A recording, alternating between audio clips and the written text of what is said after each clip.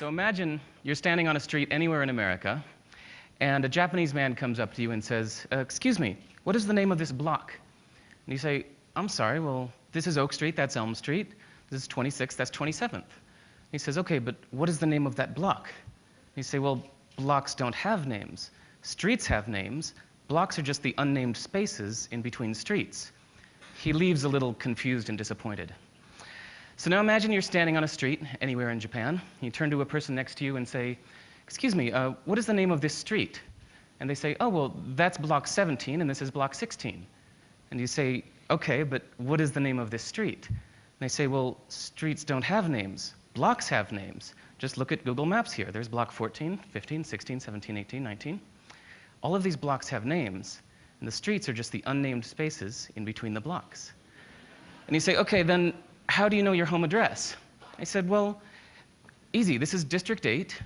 There's block 17, house number 1. You say, okay, but walking around the neighborhood, I noticed that the house numbers don't go in order. He said, of course they do. They go in the order in which they were built. The first house ever built on a block is house number 1. The second house ever built is house number 2.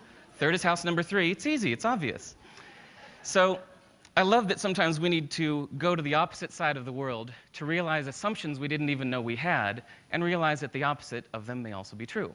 So for example, there are doctors in China who believe that it's their job to keep you healthy.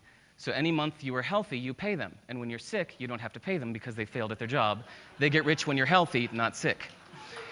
In most music, we think of the 1 as the downbeat, the beginning of the musical phrase. 1, 2, 3, 4.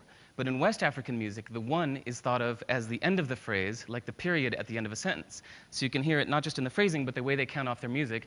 2, 3, 4, 1. And this map is also accurate. There's a saying that whatever true thing you can say about India, the opposite is also true.